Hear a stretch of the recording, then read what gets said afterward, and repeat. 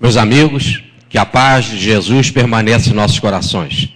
É uma alegria, mais uma vez, estar de volta nas terras rioverdenses e abraçar essa comunidade com tanto carinho, com tanta dedicação e com tanta ansiedade. Eu acompanhei essa história, preparou esse congresso já de bastante tempo. E a gente fica muito feliz em poder aqui rever amigos, abraçar essa próspera comunidade rioverdense e dizer o quanto é bom comungar Pietro Baldi com vocês. A comunidade que programou o nosso encontro pediu-nos para falar deste tema. Foi um tema atribuído pelo próprio grupo orientador do 18º Congresso. Conhecendo Baldi e sua obra missionária. Encontro histórico entre Chico e o Baldi. Aqui, inicialmente, eu quero trabalhar essa palavra encontro. O professor Pietro Baldi, no livro A Descida dos Ideais, tem um capítulo chamado O Meu Encontro com um Telhado de Chardin, o grande padre jesuíta e evolucionista do século XX. Mas eles não se conheceram pessoalmente. Aí o encontro é um encontro de ideias. No caso do encontro Chico e o Baldi, não só há encontros de ideias, e nós vamos desenvolver isso, mas também dois encontros pessoais inesquecíveis que também nós vamos apresentar. Nós dividimos a nossa palestra em 10 momentos, e nesses 10 momentos há encontros, mais do que encontro espacial, encontro de ideia, encontro psicológico, encaixe afetivo. Assim como dizia o Newton Boechat, que foi quem me introduziu no pensamento de Pietro Baldi, sem mais delonga, vamos passar para o nosso tema da noite. Então, o primeiro caso que eu quero abordar é o do apóstolo Pedro e a obra de Ismael. Nós tivemos aqui na abertura o congresso nos brindando com uma música, o Anjo Ismael. Nós sabemos pelo livro Brasil, Coração do Mundo, Pátria do Evangelho, psicografado por Chico Xavier, que Ismael é o anjo protetor das terras brasileiras, né? É o grande mentor da civilização brasileira. E no caso, há um encontro abençoado de ideias entre o apóstolo Pedro e o anjo Ismael. E eu queria passar aqui para vocês.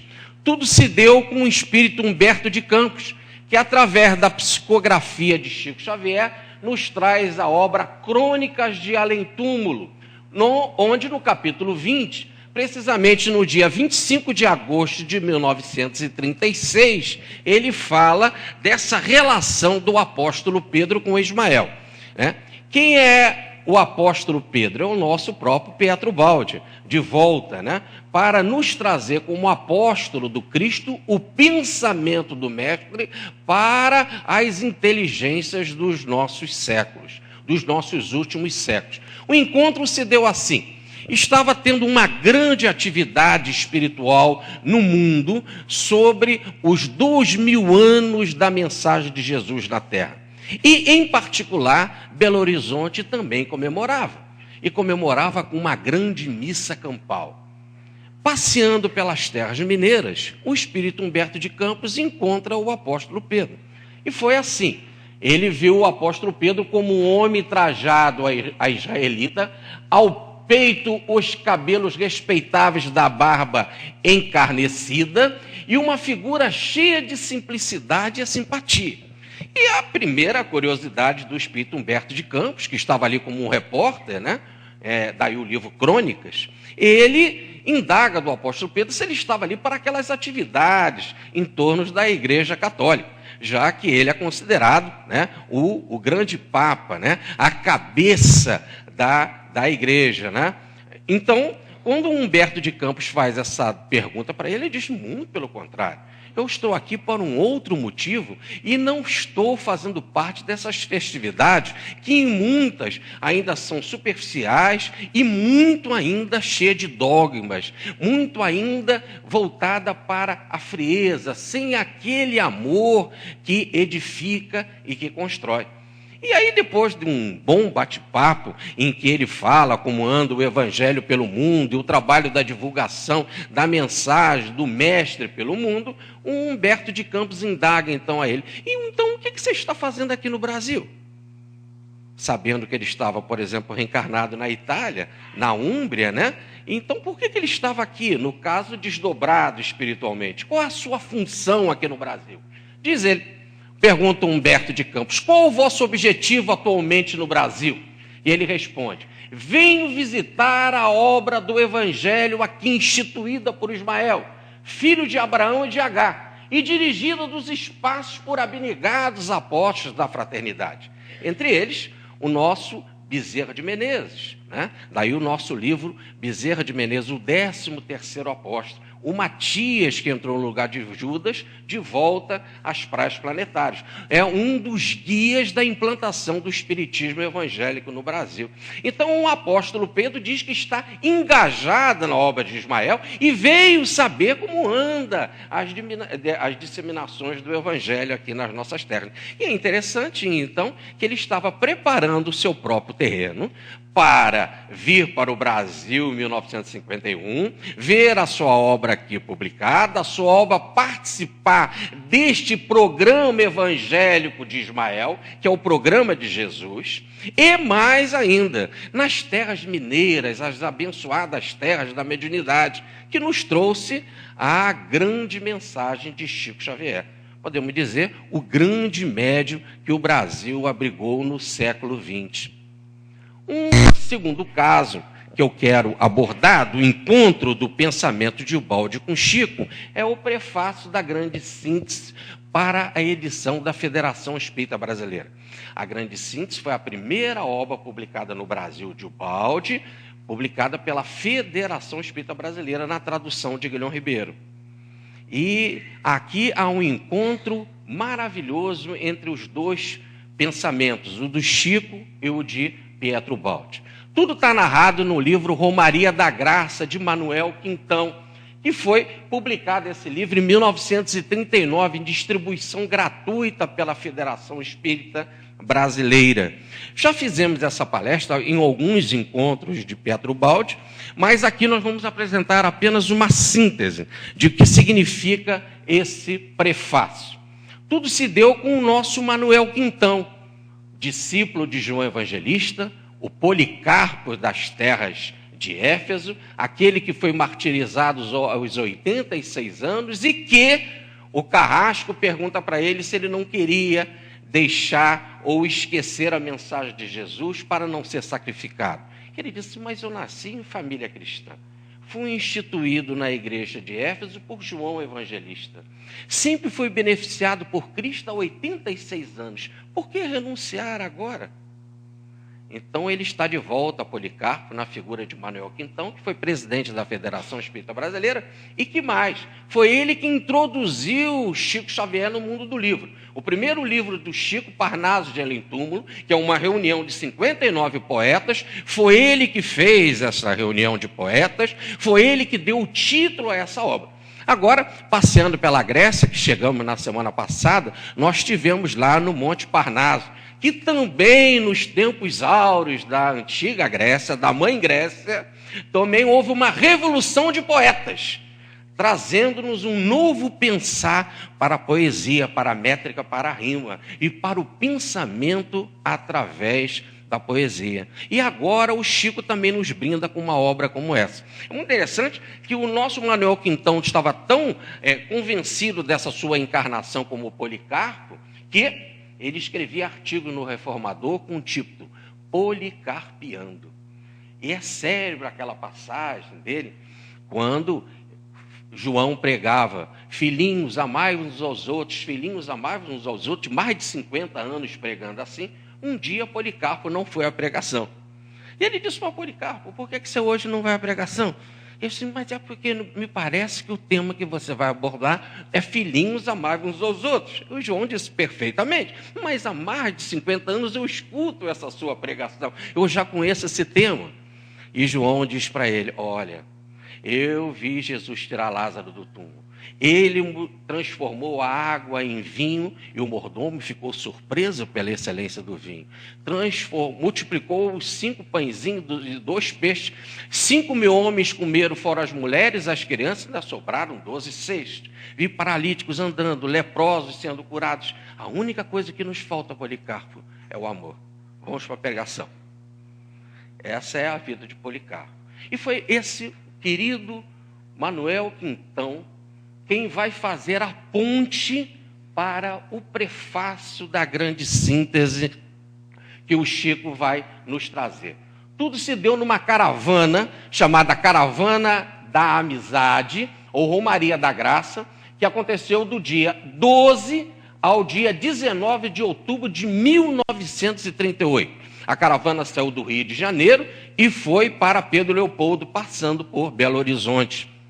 E no dia 13, a caravana saiu do Rio no dia 12, no dia 13, precisamente, começam as atividades espirituais. O Manuel Quintão vai participar da primeira reunião com o Chico Xavier, onde ele vai ver o Chico num fenômeno de psicofonia, numa prece abençoada dada pelo Espírito Emmanuel. E ao terminar a atividade, o Espírito Bittencourt Sampaio se manifesta, dizendo que era o protetor daquela caravana. Então, o que vai acontecer da relação Chico e o Balde, através do prefácio, foi coordenado espiritualmente por Bittencourt Sampaio. Quem é Bittencourt Sampaio? No livro Memórias de um Suicida, da Dona Ivone do Amaral Pereira, diz que ele, juntamente com Bezerra de Menezes, são os guias instituídos por Ismael para implantar o espiritismo evangélico no Brasil. E ele, logo, Bittencourt, como o protetor daquela caravana, se manifesta com a seguinte poesia: Ave Maria! Sob as estrelas míseras das geenas, deste mundo de méritos escassos, sobre a incerteza dos humanos passos, caem luzes radiosas e serenas. Luzes que adoçam lágrimas e penas, filhas da fonte eterna dos espaços, de onde a mãe de Jesus nos abre os braços, em seu trono de rosas e açucenas. Ave Maria, excelsa providência, que redime nas dores da existência o coração mais triste e mais perverso. Ave Maria, piedosa e soberana, anjo divino da mísera humana, flor da misericórdia do universo.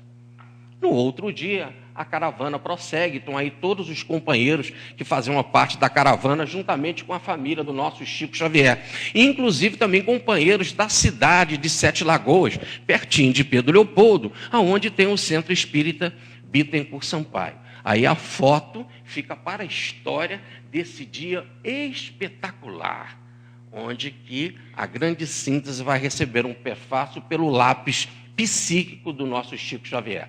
E tudo se deu no dia 14, um dia depois, no dia 14 de outubro de 1938. E se deu assim: o Reformador, órgão oficial da Federação Espírita Brasileira, desde o 1º de maio de 1934, vinha publicando a grande síntese em série. E assim aconteceu até julho de 1938. A partir de julho, era necessário colocar a grande síntese em livro. E para colocar em livro, ele pede, então, em outubro, a caravana estava acontecendo em outubro, para que o Manuel Quintão vê se era possível, através do Chico, conseguir um prefácio. Diz assim o nosso Manuel Quintão: a grande síntese, trabalho mediúnico de Pedro Balde, que o Reformador vem publicando, devidamente traduzido por nosso digno confrade Guilhom Ribeiro, é uma obra de altíssimo, transcendental, melhor diríamos, teor científico e filosófico, ferindo fundo todos os problemas da vida universal. A anagogia que dela se desprende é de tal porte que ultrapassa o raciocínio comum. E ele explica como que ele iria introduzir as vontades de Guilhom Ribeiro através da mediunidade do Chico. Ele conta que o tradutor, Guilhom Ribeiro, lembrou-se de pedir a Emmanuel um antilóquio para o precioso livro que estava prestes a sair em vernáculo. E diz então o Quintão: abordei o médio de surpresa. À última hora, eu não falei nada. Como se o alto já não tivesse tudo planejado, né? como se um médium, Chico, e a vontade de um homem como Guilherme Ribeiro, e a introdução da obra do Brasil acontecesse pelo acaso. Já repeti esse meu amigo Newton Boechat, o acaso é o pseudônimo de Deus quando ele não quer assinar. Já estava tudo devidamente pronto. E olha o que ele fala. Aqui tem o leitor o que escorreu do lápis maravilhoso, sem um hiato, sem uma contração, sem um minuto de vacilação. Num jato veio o prefácio. Não vou apresentar o prefácio todo. Já fiz isso em muitas outras palestras. Apenas alguns momentos importantes para o desenvolvimento do nosso trabalho hoje. Começa Emmanuel. Meus amigos, Deus vos conceda muita paz.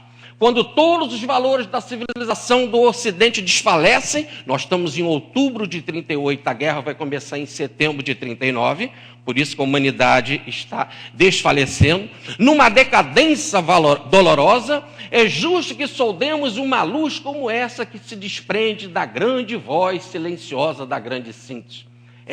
Vê-se que na Itália, onde estava o professor Pietro Baldi, que vulgarizou o sacerdócio romano, eliminando as mais belas florações do sentimento do mundo, em virtude do mecanismo convencional da Igreja Católica, que existem aparelhos da grande verdade. Leiam a palavra aparelho como médium. Pietro Baldi, médium da grande verdade, restaurando o messianismo no caminho sublime das revelações grandiosas da fé. Missão do médium Pietro Baldi, do aparelho da grande verdade, restaurar o messianismo do Cristo. Continua. A palavra do Cristo, a grande síntese é ditada por Cristo, projeta nesta hora as suas irradiações enérgicas e suaves, compelindo todo um exército poderoso de mensageiros dentro da oficina da transição universal. O momento é psicológico. Quando ele fala, compelindo todo um exército poderoso de mensageiros, não é só o professor Baldi, mas ele mesmo é Emmanuel.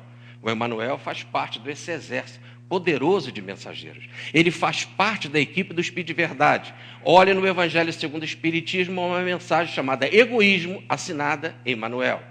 Ele faz parte desta, podemos dizer, pleiade do Espírito da Verdade. Aqui, na grande síntese, fala a sua voz, divina e doce, austera e compassiva, no aparelhamento dessas teses que muitas vezes transcendem o idealismo contemporâneo. Existe o reflexo soberano de sua magnanimidade, de sua misericórdia e de sua sabedoria. Todos os departamentos das atividades humanas são lembrados: física, química, biologia, sociologia, política, religião, arte, na sua exposição de maravilha inconcebível. É que, sendo de origem humana a razão, a intuição é de origem divina, a preludiar todas as realizações da humanidade. Método de captação da grande síntese, intuição. Intuição é a mediunidade mais adiantada, como nos lembra Allan Kardec no livro dos médios. A própria palavra intuição quer dizer em ti mesmo. E há a necessidade de se entender a ligação. E intuição significa ligação de espírito a espírito, de mente a mente. É um novo instrumento que transcende ao cérebro, que não depende do cérebro. O cérebro entra depois para a análise do pensamento, já em forma de escrita, em forma racional.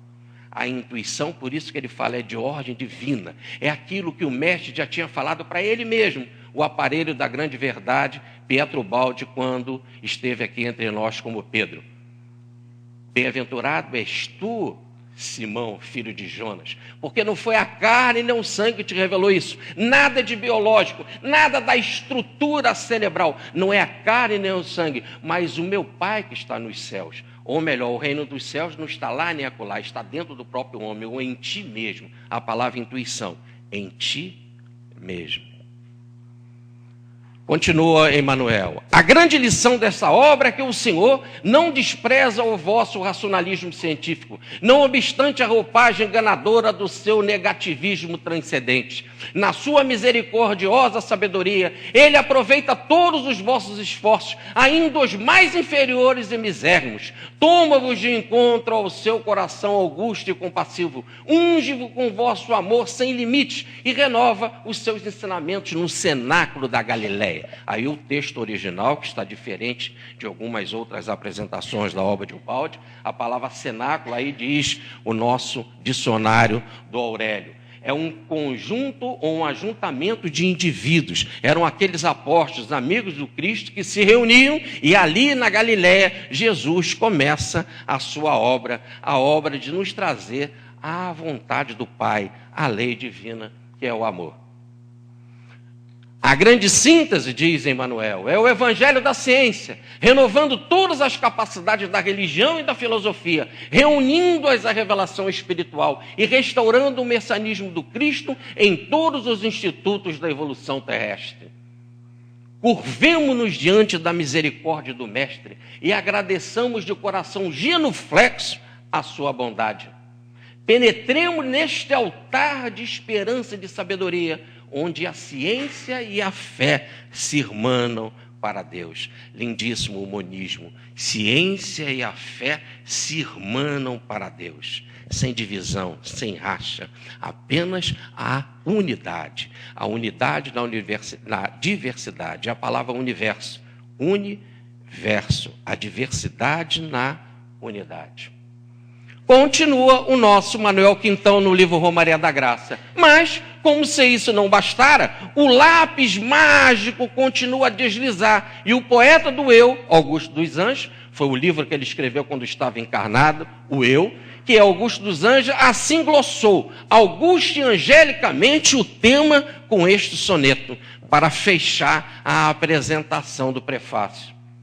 Sua voz, Augusto dos Anjos, nessa síntese orgânica da ciência, fala Jesus de toda a substância, desde a mais abscôndita reentrância das leis maravilhosas do universo. Sua voz é a divina concordância, com o evangelho em luz, verdade e essência, nesse instante de amarga decadência da civilização, de angústia e de ânsia. Alma humana que dormes na albumina, desperta as claridades da doutrina deste evangelho regenerador. Fala-te o mestre do seu tono de astro, ouve-lhe a voz, caminha, vem de rastro, e escuta a grande síntese do amor. Muito bem. E a grande síntese, então, foi doada a Chico Xavier.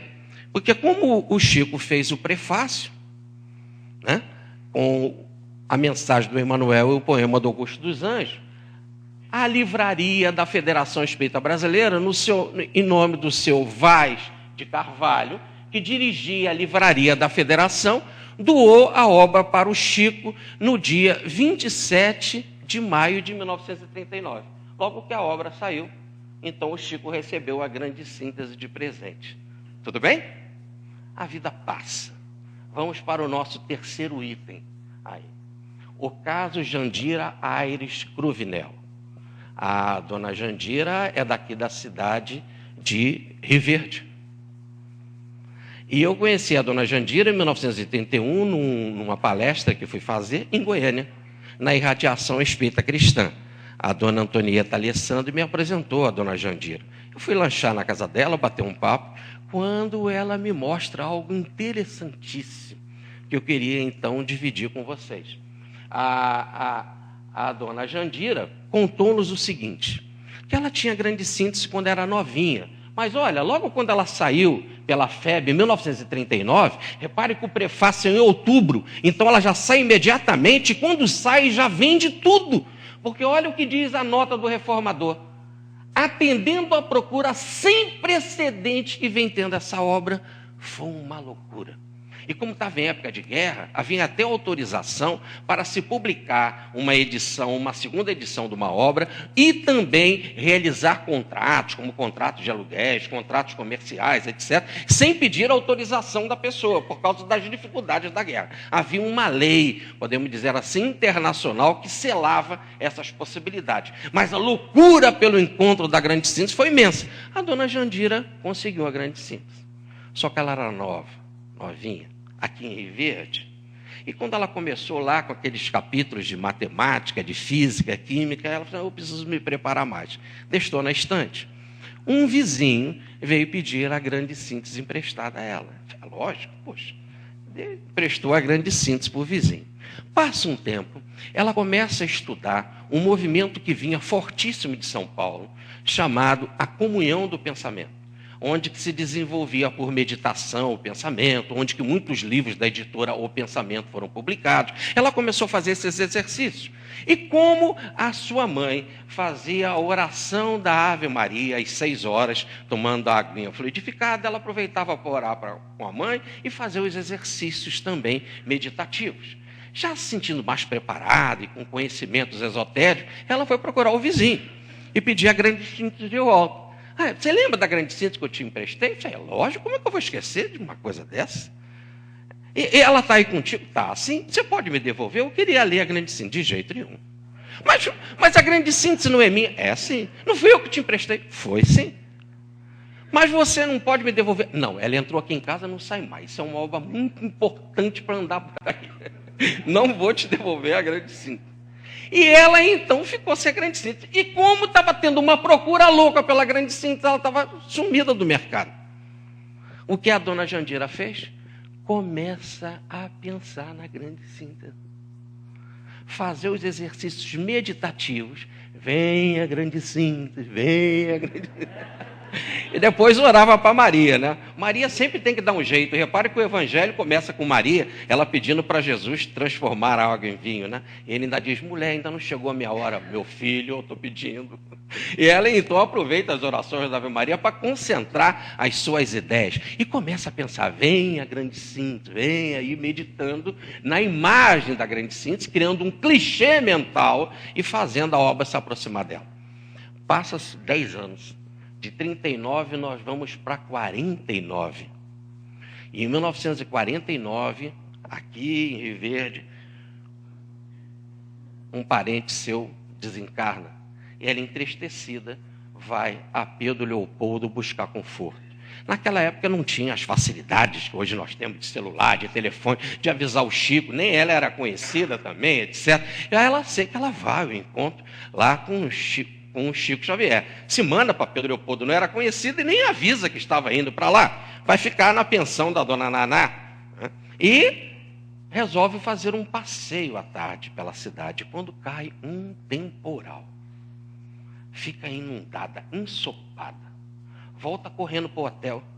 E a dona Naná diz assim, quem esteve aqui te procurando foi o Chico Xavier. Inclusive deixou um presentinho, que são docinhos que ele trouxe para você. Ele diz, mas como que o Chico sabe que eu estou aqui? Eu não disse, ele não me conhece. Eu não falei nada. Como que ele sabe? Não liga, não. Ele faz isso aqui com uma opção de gente. Coisas do Chico. Ela então chegou lá, viu um embrulhinho rosa, né, de docinhos. Ela se veste e vai lá para a reunião, porque ela disse assim, o Chico está te aguardando.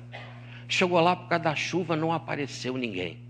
E o Chico toma a receber mensagem de espíritos aqui de Rio Verde. Inclusive essa, que ela foi uma das fundadoras do Centro Espírita Eurípides Barçanufo.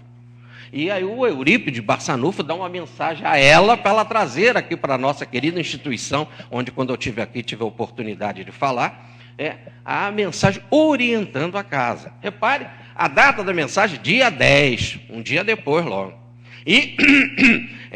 E ela recebe essa mensagem, como também de outros espíritos daqui de Rio Verde, que ela vai de casa em casa batendo, que ela não conhecia, os espíritos deram o endereço, dizendo, vai lá, leva a mensagem para mim. E foi assim. Foi quando, então, ao terminar aquela noite abençoada, um tete-a-tete ali com o Chico, com a espiritualidade, ela vai para a casa do André Xavier, o irmão do Chico, para comer uns salgadinhos, fazer um lanche da madrugada, e depois foi para o hotel. Quando ela vai para o hotel, ela diz, nossa, o Chico, sempre com esse carinho, olha um embrulhinho doce, dos docinhos, né? Um embrulhinho rosa. Quando ela desembrulha, era a grande síntese. Aquela grande síntese que ela pensou, o Chico devolveu. Mas olha que grande síntese que é. A mesma que ele recebeu em 39 no prefácio, guardou por 40 anos, e lá, em 1949, ele entrega para a dona Jandira. Tá certo? A vida passa, a vida rola. Eu falei para vocês que em 81 eu tive com ela em Goiânia, ela me contou essa história, autenticou essa página no cartório, reconheceu, mandou para mim com uma fita gravada contando isso tudo. A vida continua passando e há uns anos atrás eu tive aqui em Rio Verde, já para fazer algumas palestras para, aqui, podemos dizer assim, esquentar o nosso congresso, né? Já preparar o terreno aqui para os assuntos de Ubaldi. E quando nós estivemos aqui, juntamente com companheiros, a nossa querida Adeline, saímos a procurar familiares da dona Jandira. Descobrimos que ela havia desencarnado e fomos atrás da obra. Cadê a Adeline? Aí, então, a obra está aqui com a gente.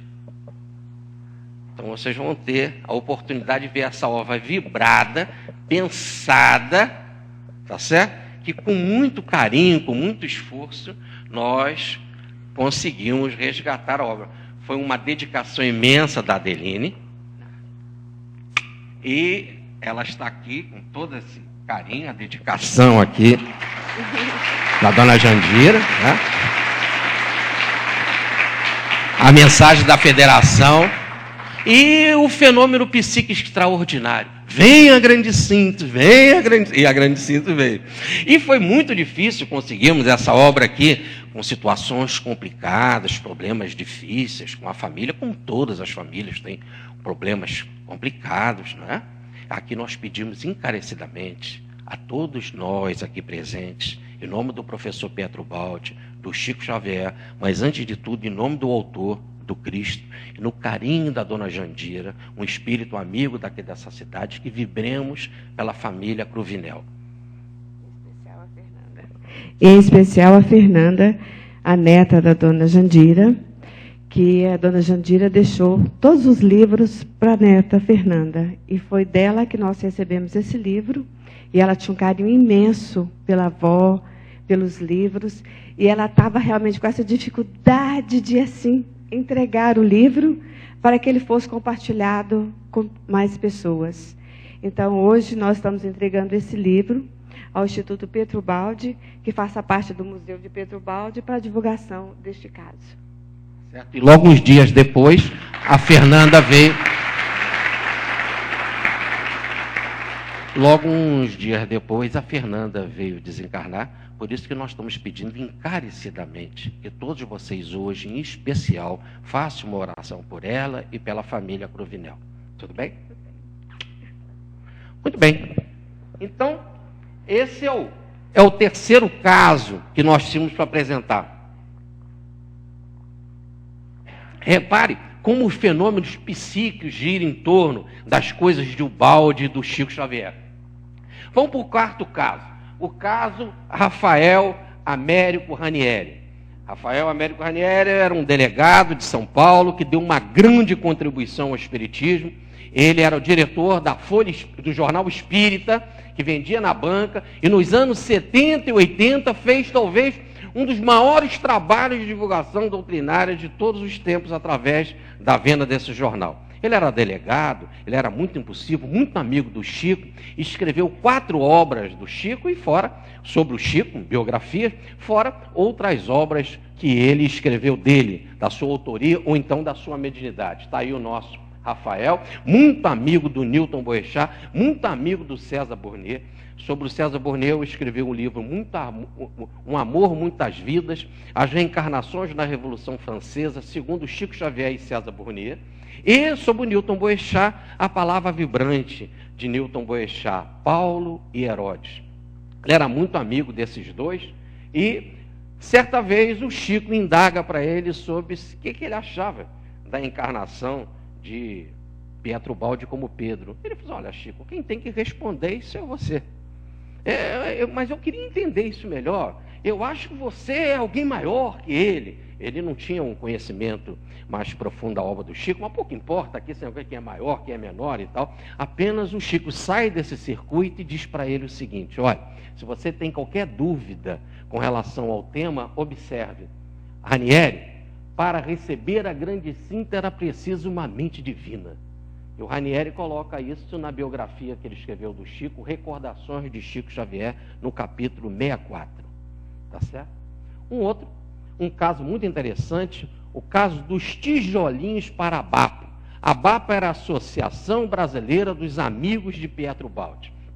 Foi logo um movimento nascente, ou também conhecido como a Associação dos Amigos de Pietro Baldi. Depois passou para a ideia brasileira. Quando ela sai de Campos, da cidade de Campos, ou melhor, da Escola Jesus Cristo, e vai abraçar companheiros de São Paulo, de Belo Horizonte, de outras localidades, ela ganha essa ideia de brasileira. Depois o professor Pietro Baldi vai escrever para o Clóvis Tavares e para a própria associação, dizendo que ele não queria o nome dele envolvido em nenhum movimento humano, que ele respeitava muito os homens, mas não queria ter o seu nome em nenhum movimento. Ele pede então para trocar, e o título da associação vai chamar Associação dos Amigos para a divulgação da universalidade do Cristo.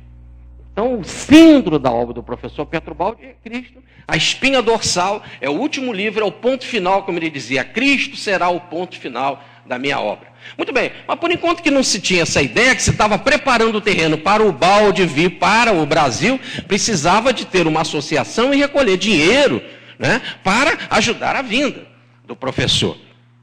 E aí o Chico escreve para o Clóvis Tavares, onde essa associação tinha sua sede lá na Escola Jesus Cristo, em Campos, onde o Baldi ficou hospedado também quando veio para cá. Diz o Chico: a bem inspirada Associação dos Amigos de Pietro Baldi é uma realização de grande e abençoado alcance. Tão logo me seja possível, quero significar a nova entidade destinada a difundir a sementeira do nosso grande apóstolo de Gúbio, a minha adesão, com alguns tijolinhos. Queria dar um dinheirinho, alguns tijolinhos, para essa bendita casa espiritual, em que o sublime ministério de Ubaldi se manifestará com mais intensidade em nosso meio. Está no livro do Clóvis Tavares, chamado O Sal da Terra, na parte 3, item número 1. Continua o Chico agora com outro caso. O caso mediúnico de Ubaldi, a radiofonia, a televisão e a emissora do Divino Mestre. O nosso Chico aqui vai dar 2 exemplos de como devia de funcionar a mente de Ubaldi, ou essa sua intuição, ou esse aparelho intuitivo. O Cristo é a emissora. E é o exemplo do rádio que capta as ondas da emissora radiofônica, ou é exemplo da televisão que estava começando em nossas terras, que capta as ondas da emissora. O Cristo é a emissora, e o Baldi, como um grande aparelho intuitivo, tem esta capacidade de captar essas ondas que ele diz poderosíssimas da emissora do Cristo. Observe, fala ele para o nosso Clóvis Tavares: estou encantado com a sua dedicação ao nosso abnegado apóstolo de Gúbio. Ele é sempre grande e sublime em meu pensamento. Leve a ele, apesar do oceano que nos separa, o Baldi estava lá na Úmbria, sob o ponto de vista espacial, a certeza do nosso carinho e devoção permanentes. Acredito profundamente que a mensagem de Pietro Baldi é a tradução do pensamento do nosso Divino Mestre para a inteligência do nosso século. Nosso devotado missionário é um instrumento de venerandas vozes, da quais se destaca a sua voz, a voz do nosso amigo celestial. Aqui há uma nota que eu queria fazer com vocês, e queria que vocês guardassem com muito carinho, com muita atenção. Quando o Chico escreve falando de Pietro Baldi, é o homem Chico Xavier quem está escrevendo, olha, ele fala o nome como é, Pietro Baldi. Como se eu estivesse, por exemplo, em Londres, e as pessoas iam falar Jorge e não George. Corretamente, meu nome é Jorge. E aqui o Chico se dirige ao nome de Ubaldi como Pietro, como está ali na carta, e que eu destaquei em vermelho para vocês verem. Guardem esta informação. Tudo bem? Todos os nossos estudos sobre a mediunidade são ainda muito nascentes, diz o Chico. Temos muito que estudar sobre a mediunidade. Daí a grande contribuição do livro As Noures, técnica de recepção das correntes de pensamento. Nous é mente, não Noures é corrente de pensamento. E o Ubaldi se transforma em laboratório, em que ele mesmo se analisa para entender uma técnica nova, um instrumento novo, um instrumento mais afiado, intuitivo que tivemos entre nós. E aí diz o Chico, tudo está começando ainda em mediunidade. Se o próprio Pietro Ubaldi diz que o livro dos Médios de Allan Kardec, de 1861, facilitou muito o seu terreno, no terreno das suas pesquisas, como ele fala em São Paulo, na sua palestra na Federação, bem como o Livro dos Espíritos, na parte espiritualista filosófica, é o Chico que diz, mesmo assim, temos muito ainda para compreender em termos da mediunidade. E ele vai explicar. E a radiofonia, com a televisão, pode dar-nos ideia do que acontece com a mente. Eu falei que intuição é de mente a mente, de espírito a espírito. Com a mente do nosso admirável Ubaldi, quando convertida em receptor sublime, não um receptor qualquer, sublime, que se identifica com a emissora do mestre, através de ondas potentes, certo? Apenas perceptivas à sensibilidade e ao poder que soa peculiares a ele, aposto exilado em sacrifício demorado a favor do progresso da humanidade. Apóstolo exilado para nos trazer instrumento da intuição, o instrumento da intuição captar a emissora do Cristo, traduzir a mensagem do Cristo para os nossos tempos. Mas isso tudo demanda muito sacrifício, demanda exílio. Diz Allan Kardec, ou melhor, dizem os Espíritos, no estudo sobre os sonhos, a partir das perguntas 400 de O Livro dos Espíritos, que um espírito superior se recusaria a viver na Terra se não fosse a bênção do desdobramento, se não fosse a bênção do sono. Porque é através da bênção do sono, do desdobramento, que ele volta à sua pátria e pode continuar a comungar, a conviver com os seus. Aqui, ficar aqui é um exílio demorado. 85 anos, num exílio demorado, mas numa abençoada tarefa, em favor do nosso progresso. Reparem, então, o que nós estamos fazendo com essa obra. Alguém se sacrificou tanto, aceitou o martírio de conviver conosco. Não é fácil. Aceitou o martírio de conviver conosco para nos trazer a tradução do pensamento do Cristo. Vamos para um outro caso que o Chico observa, a do luzeiro e do pirilampo. O professor Pietro Ubaldi, isso nós podemos ver no livro Comentários, ele tinha comunicações mediúnicas, mapa astral e outras comunicações e outras manifestações psíquicas, vindo de médiuns do mundo inteiro, né? Em que ele destaca no livro Comentários. Muitos da Itália, de Londres, etc. E ele também queria ouvir o nosso Chico Xavier, já que o Clóvis, em carta, falava tanto do Chico para ele, e ele já tinha lido lá na Itália o livro Brasil, Coração do Mundo, Pátria do Evangelho, como ele vai depois contar para nós. Então, ele se interessou pela mediunidade do Chico e pensou assim, será que o Chico não pode receber alguma coisa que possa contribuir com o meu pensamento ou solidificar as minhas ideias? Diz o Chico para o Clóvis, muito me comove a solicitação do professor Ubaldi no que se reporta à possibilidade de minhas mãos receberem algumas palavras que nos falem sobre sua gloriosa missão de amor e renúncia. Não acha você que isso é o mesmo que um luzeiro resplandecente pedir claridade a um pirilampo? De qualquer modo, porém, algo procurarei obter dos nossos amigos espirituais, se eles me atenderem ao desejo. Se conseguir, escreverei a você. Isso foi em 30 de março de 1950, e não precisou muito, porque já em agosto de 51, os dois vão estar juntos e a espiritualidade vai se manifestar, tanto através de Ubaldi, como através de Chico Xavier. E o desejo do professor será concretizado de forma maravilhosa, inclusive ele vai destacar essa comunicação do Chico Xavier no seu livro As Profecias. Continua o Chico. Tudo o que você puder me enviar de Ubaldi ser-me-á um grande conforto. Todas as notícias e trabalho dele são por mim esperados com ansiedade.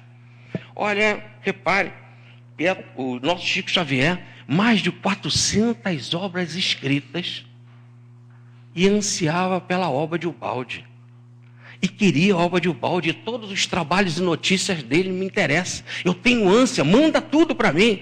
E nós temos aí a obra toda pronta, à nossa disposição. 24 volumes à nossa disposição. Vocês nem precisam comprar se não quiserem, não divulguem isso.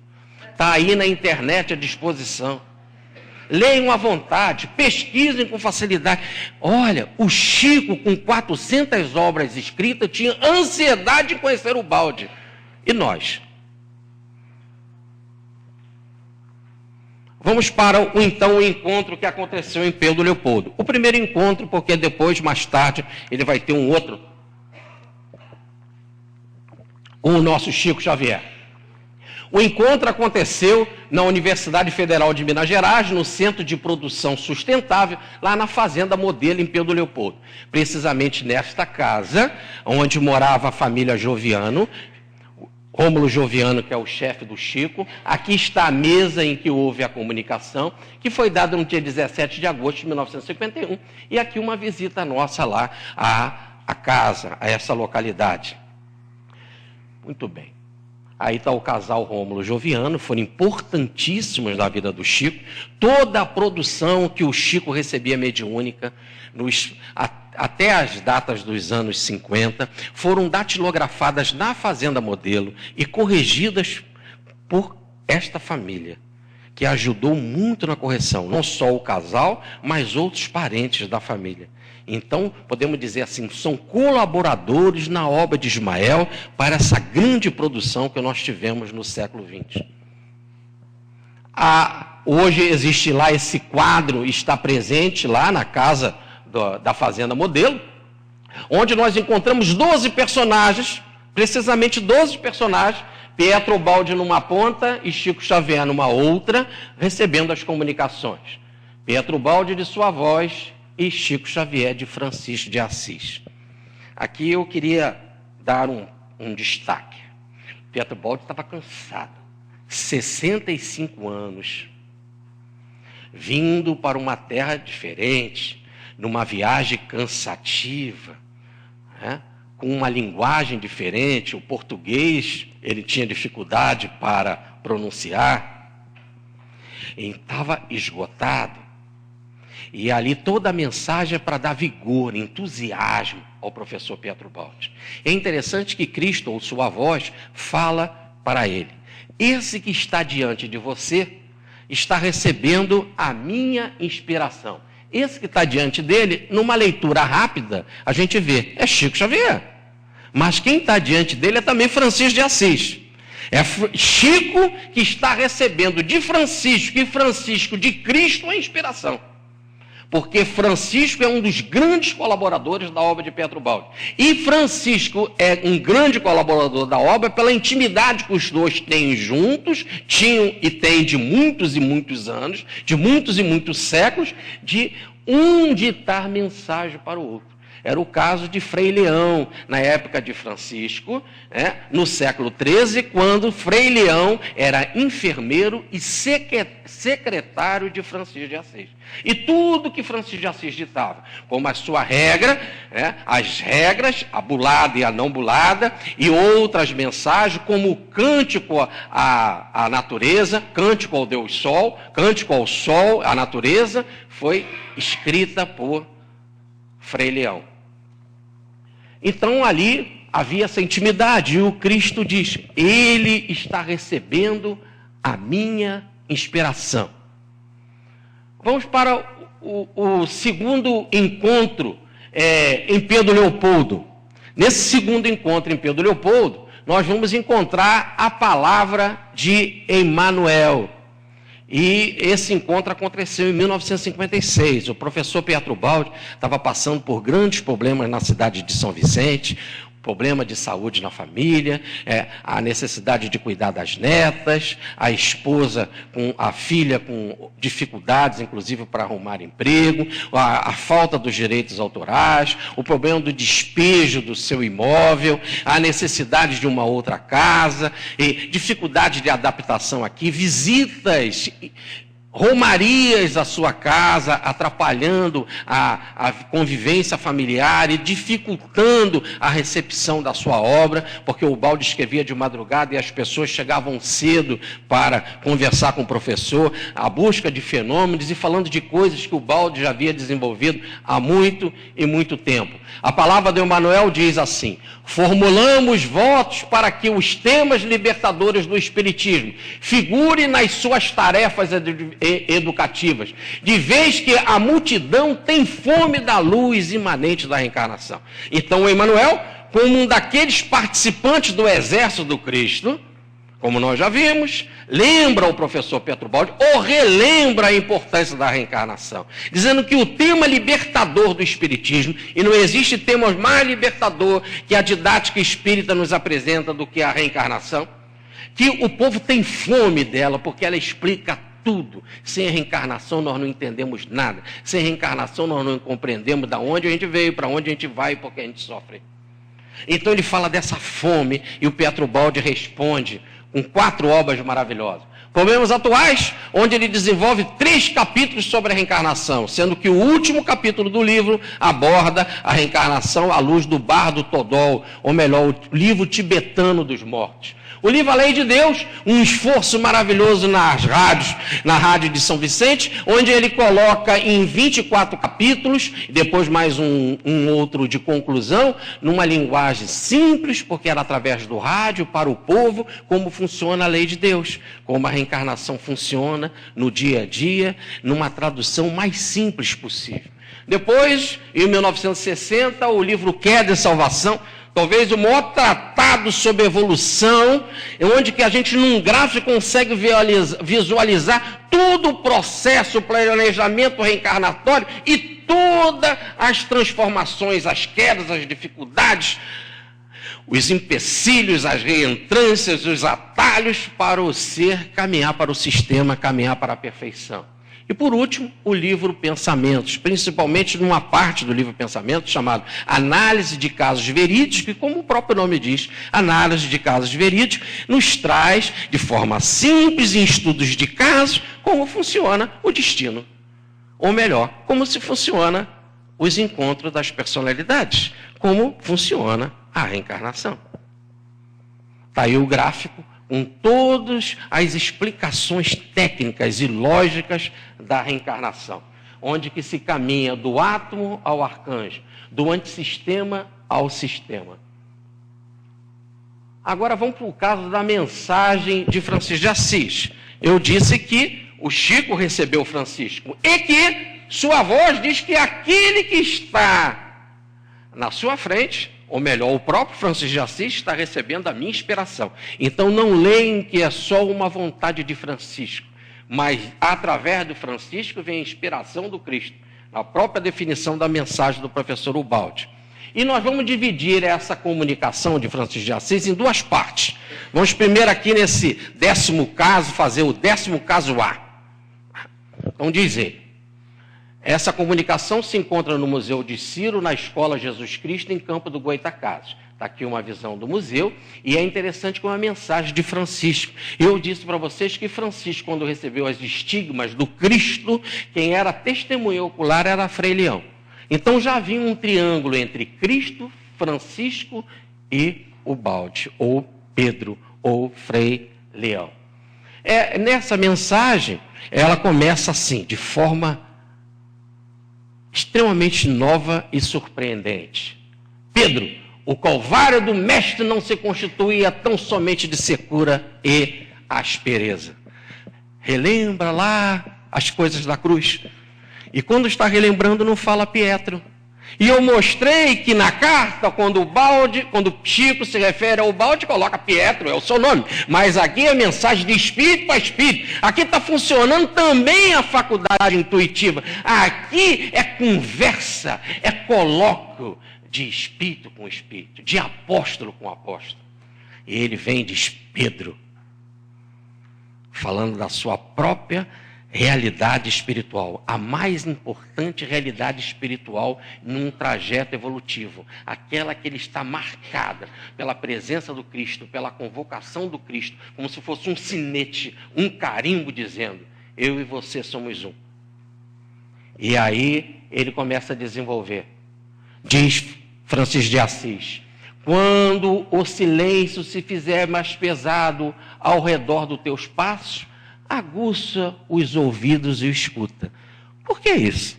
Porque quando o silêncio fizer mais pesado ao redor dos seus passos, o balde estava cansado, 65 anos, atravessou o Atlântico, está chegando numa terra nova, logo viajou para Minas, começa uma multidão de gente a procurar ele. Ele não estava acostumado em lidar com muita gente. Só os seus alunos na escola, os alunos de inglês, aquela multidão que o cercava, todos paparicando, todos elogiando. Isso era cansativo, era sacrifício, era pesado. Aí Francisco lembra ele, busca o silêncio. E está lá no Salmo de Davi, ficar em silêncio e saber que é o seu Deus. A palavra é de prata, o silêncio é de ouro. No silêncio, na quietude, na reflexão, na meditação, abra os ouvidos, escuta. A voz dele ressoará de novo na acústica da tua alma. Olha, de novo, a voz dele de novo vai ressoar. Aonde? Na acústica da tua alma, na mente, no espírito, aparelho intuitivo. Isso que é intuição. A voz dele, mais uma vez, atuará na acústica da tua alma. E as grandes palavras que os séculos não apagaram, voltarão mais nítida ao círculo da tua esperança. Ficará claro, bem claro, a presença dele na tua vida. O segundo caso, na mensagem de Francisco de Assis. Ele agora vai abordar o tema do bordão providencial do pastor. Diz ele, o rebanho aflito, atormentado, clama por refúgio e segurança. O rebanho aflito e atormentado somos nós. É a Jerusalém humana desesperada. Somos nós que precisamos da mensagem do Cristo retraduzida para as nossas épocas. E o balde vai captar, pela intuição dessa emissora do Mestre, esta verdade para nós. Nós estamos aflitos, nós atormentados, precisamos da segurança. E ele explica, que será da antiga Jerusalém humana ou de nós todos, sem o bordão providencial do pastor que espreita o movimento do céu para a defesa do aprisco. Aprisco é o curral das ovelhas. O que será da Jerusalém humana sem o bordão providencial do pastor que espreita o movimento do céu para a nossa própria defesa? E agora, na semana passada, no dia 30, passeando com Ferdinando por Delfos, lá na Grécia, templo da abençoada mediunidade. Templo em que a pitonisa falava, inspirada pelo deus Apolo, o deus da cura e da revelação do consolo, do conforto, em que pessoas do mundo inteiro e da Grécia subiam as montanhas de Delfos, a mais de 100 e tantos quilômetros de Atenas, para receber a revelação mediúnica. Passeando por lá, fotografamos esses bordões aí, ou melhor, esses cajados. Eu disse para o Ferdinando, ótimo, é o tema que eu vou usar lá na nossa palestra. E foi interessante, emocionalmente, vale para mim estar num lugar, um verdadeiro templo da mediunidade, onde Sócrates se inspirou, recebeu a mensagem do conhece-te a ti mesmo, que traduz para si e que, usando-se da revelação de Deus, passa a construir a sua filosofia, que diz Allan Kardec é precursora do espiritismo, e mais apresenta os seus 2 métodos, da ironia e da maêutica. Da ironia para destruir todos os nossos pensamentos falsos, as nossas concepções ainda atrasadas e sem a verdade. E reconstrói pela maêutica. A sua mãe, a mãe de Sócrates, era parteiro. Maêutica é mãe, tirar de dentro, como num parto, a verdade. Fazer brotar a verdade, método intuitivo. Método intuitivo. Captar a mensagem do reino dos céus, que não está lá nem acolá, está dentro do próprio homem, lá dentro da alma. Homem, conhece-te a ti mesmo e decifrarás o enigma do universo. Era uma das frases que eram estampadas lá no templo de Delfos. E, no caso, Francisco de Assis fala isso. Ah, Jerusalém humana precisa do bordão providencial do pastor. Que esse bordão vai espreitar o movimento dos céus para a defesa do curral, para a defesa do aprisco. Mas a coisa não é assim tão fácil como parece ser. Observe que Mateus, no capítulo 10, versículo de 9 a 19, diz assim, entre outras coisas: não tenhais nem bordão. E Lucas, no capítulo 9, versículo 3, fala a mesma coisa. Não leveis em viagem nem bordão. E Francisco de Assis, quando esteve aqui entre nós, na sua missão no século XIII, ao ver essas 2 frases, levou ao pé da letra e não levava bordão. Agora ele volta, através da mediunidade do Chico, para falar com Pedro, mais do que com Pietro. Para falar com Pedro, ele diz: o que será da Jerusalém humana sem o bordão? Mas por que Francisco estava falando de bordão se ele não usava bordão? E se Mateus diz para não levar? E se Lucas diz para não levar? Mas Marcos fala que é para levar. Está Marcos no capítulo 6, versículo 8. Leve consigo apenas o bordão. Mas Francisco optou por Mateus e Lucas. Mas por que Marcos fala para levar o bordão? Passa-se 800 anos e Francisco de Assis volta e diz que é para levar o bordão, mas o bordão providencial do pastor, aquele bordão que espreita o movimento dos céus para a defesa do aprisco. Vamos devagar. O bordão era um instrumento de defesa. As pessoas quase sempre viajavam à noite, e nós vimos isso visitando aquelas regiões lá da Turquia, da Grécia, do Egito, de Israel, da Jordânia. As viagens são feitas mais à noite, como nós, quando visitamos o Monte Sinai, fomos à noite, né, Ferdinando? Porque é impossível de dia por causa do sol. E eles viajavam à noite, e à noite tinha perigo de ladrão, à noite tinha perigo também dos animais violentos. E o bordão é bom para bater, é bom para se defender. E é bom também se uma ovelha estiver indo precipício abaixo, você pega ela e traz ela de volta. Não deixa a ovelha ser perdida. Com a curva do cajado, ela pega ele pelo pescoço e traz a ovelha de volta. Mas um apóstolo do Cristo não pode fazer isso. Um apóstolo do Cristo não pode bater em ladrão. Quando o ladrão apareceu para Francisco de Assis e pergunta: quem é você? Ah, eu sou um arauto do rei. Então levou uma surra e jogou ele no poço cheio de neve. Ah, arauto do rei, então vai para o poço de neve. E ele não tomou nenhuma decisão. Amai os vossos inimigos, fazei bem àquele que vos persegue, orai por aquele que vos odeia. Perdoai 70 vezes 7. E então, nunca podemos usar o bordão para bater em ninguém, e nem nos defender de ninguém. Nem usar o bordão também para bater em animais. Francisco amava os animais. E quando o lobo era feroz lá em Gúbio, ele fez as pazes com o lobo. Como nós visitamos na cidade de Gúbio, o local abençoado desse encontro, tão ainda magnetizado, com vibrações impregnadas ainda dessa religiosidade franciscana.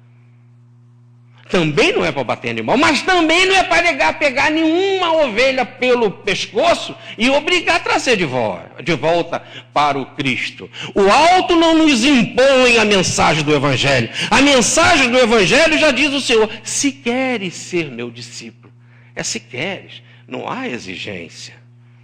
Temos o nosso livre-arbítrio, e apesar de que o nosso livre-arbítrio está engessado pela dor, mas isso é uma outra história, o alto não impõe. Ele espera que o amor e por amor a criatura diga sim a Cristo.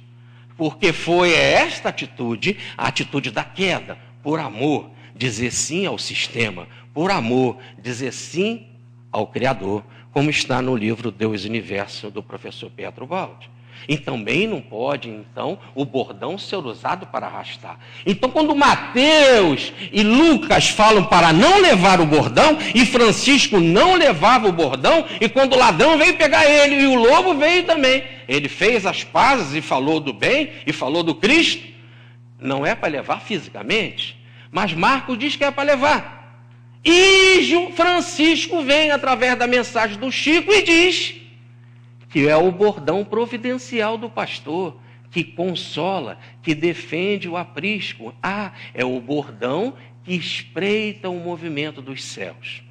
Mas a gente podia pedir a ajuda de João Evangelista, porque o evangelho é de Mateus, Marcos e Lucas, né? E também, esses são os sinóticos, também nós temos o evangelho mediúnico, o intuitivo de João, que foi lá recebido na cidade de Éfeso, na casa abençoada de Maria, e lá, por isso que diz Orígenes, é impossível entendermos João em toda a sua fidelidade, sem através de Maria chegarmos ao evangelho de João. Aquele evangelho mediúnico que começa diferente de todos os outros. No princípio era o Verbo estava com Deus, o Verbo era Deus e o Verbo se fez carne, e nada do que foi feito sem o Verbo. Ele era a luz do mundo.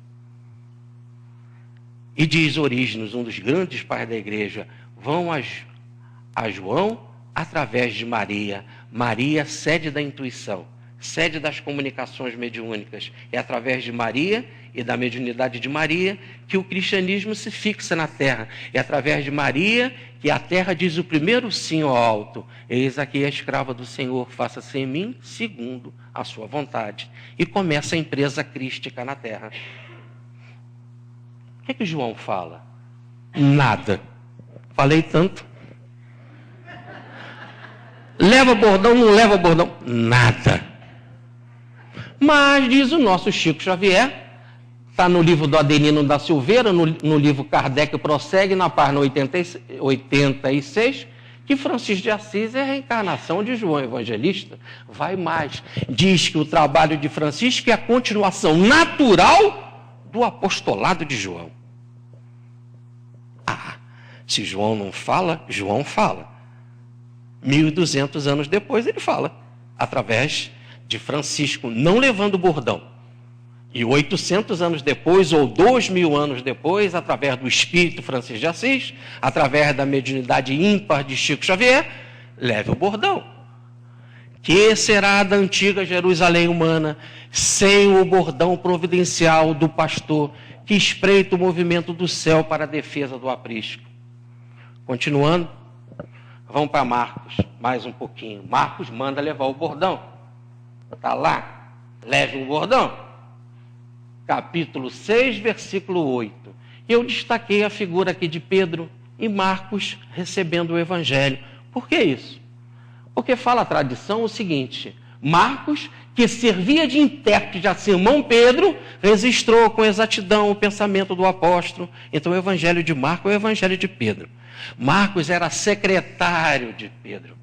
Marcos registrava aquilo que Pedro informava e o fez com fidelidade. Quem fala? Grande Papias. Papias lá de Pamukkale, Ferdinando. Lá de Heráclides, em Pamukkale. De Irineu de Lyon, as terras próximas onde Kardec nasceu. De Clemente de Alexandria, da bela biblioteca de Alexandria, que nós tivemos a oportunidade de visitar lá no alto do Egito. Todos eles registram, logo no início do cristianismo nascente, que Marcos é intérprete de Pedro. Então, quando Marcos diz para levar o bordão, não é Marcos quem está dizendo é Pedro. E agora Francisco conversava com quem? Com Pedro. Não é assim? Não era Francisco que estava conversando com Pedro através da mediunidade do Chico? Pedro, que será da antiga Jerusalém humana, sem o bordão providencial do pastor, que espreita o movimento dos céus em defesa do aprisco. Agora, feito isso, Tudo claro, tudo no pensamento de Pedro e do Pedro com Pedro e da informação segura do seu grande amigo João Francisco, nós temos a seguinte informação. Que será da antiga Jerusalém humana sem o bordão providencial do pastor que espreita o movimento dos céus em defesa do aprisco? Já diz o Salmo que a gente fala tão bem, o Salmo 23, no capítulo 4. O teu bordão, o teu cajado, o teu bordão me consolam. E o próprio Francisco de Assis está falando isso. O bordão como consolo, o bordão para defender, para proteger o aprisco. E como o bordão vai fazer? Ele vai espreitar o movimento dos céus para trazer para o aprisco. O bordão é intuição. Ele vai pegar, pela intuição, a irradiação da emissora do mestre, da emissora divina, e interpretar para nós, para as nossas capacidades na época atual, o que será de nós se não tivermos uma nova interpretação da mensagem do Cristo, como é a grande síntese e todos os outros 23 volumes da obra do professor Pietro Baldi. Vocês querem mais?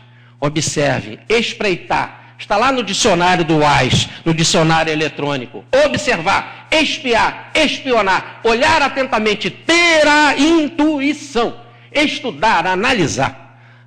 Então, o que será da Jerusalém humana sem essa intuição? Entenderam? Quer espreitar? Ter a intuição. O que será de nós sem a intuição de Ubaldi?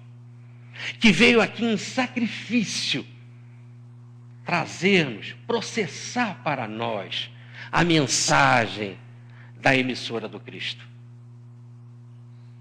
Mas como que ele captava essas ondas poderosas? Como a intuição capta aquilo que Francisco chama o movimento do céu. O que é o movimento do céu? O movimento do céu, as noures, técnica de recepção das correntes de pensamento. Ele pegava a irradiação poderosa dessa emissora, processava, tinha a capacidade de interpretar, ou como diz Chico, essas ondas potentes, transformar, transubstancializar e trazer na linguagem para os nossos tempos que nós estamos tanto precisando. Então aí é o bordão na forma de tanto consolo que a obra de Ubaldi traz para nós. Ela nos conforta, ela nos alivia, ela nos traz esperança. Nessa época atormentada de tanta guerra, de tanta dor, ela veio nos trazer a misericórdia do Cristo, nos lembra Emmanuel. O evangelho da ciência, renovando todo o pensamento mediúnico, irmanando ciência e fé, para que possamos, no monismo, entender a unidade dos céus.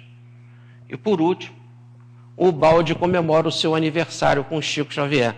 Nesse dia abençoado lá, que o Francisco de Assis dita essa mensagem e que sua voz se manifesta por Ubaldi, era no dia 17 de agosto de 1951. Eu disse para vocês que a comunicação de Chico de Francisco de Assis e a comunicação de Cristo ou de sua voz por Ubaldi foram dados lá na fazenda do Rômulo Joviano. E foi cedo. À noite, eles se encontraram no Centro Espírita em Pedro Leopoldo, o Centro Espírita Luiz Gonzaga. E à noite cantaram, sabe, aquela música abençoada da comunhão cristã? Somos companheiros, amigos, irmãos. Cantaram, oraram. E depois, como teve muitas comunicações, muitas revelações, à noite, já do dia 17 para o dia 18 de agosto, era aniversário do Ubaldi. E como era o aniversariante, estava ali presente, a espiritualidade do homem presente. Presente de espírito é mensagem de bem, mensagem de luz. E o espírito Cruz e Souza, lá de Campos, da abençoada Campo dos Goitacazes, na noite do dia 17 para o dia 18, ditou este belo poema para o Pietro Baldi. O herói, afrontando o turbilhão torvo e escarninho de sarcasmos e anseios tentadores, eis-o que passa sob as grandes dores na grade estreita do terrestre ninho.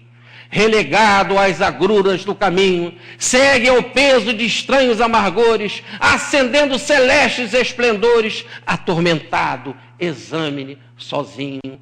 Anjo em grilhões de carne, errante e aflito, traz consigo os luzeiros do infinito, por mais assombre, acusa, gema e brade. E servindo no escuro sorvedouro, abre ao mundo infeliz as portas de ouro para o banquete da imortalidade. Eu desejo a vocês muita paz, que esse encontro de Ubalde possa ser abençoado para todos nós, que as verdades do Ubalde, como o Chico dizia, com ansiedade, possam ser devoradas por nós, e que possamos aqui, num espírito de corpo, criarmos sim, um grande organismo, para que a obra de Ubalde, um grande mecanismo, possa fazer efeito nas nossas vidas. Ele é um luzeiro. Nós somos pirilampos e temos a bênção de saber que essa luz está aí para nos ajudar. É o bordão providencial do pastor que veio nos trazer consolo, mas antes de tudo, a palavra do Cristo para as nossas épocas. Muita paz, fique com Deus e me inclui nas orações de vocês.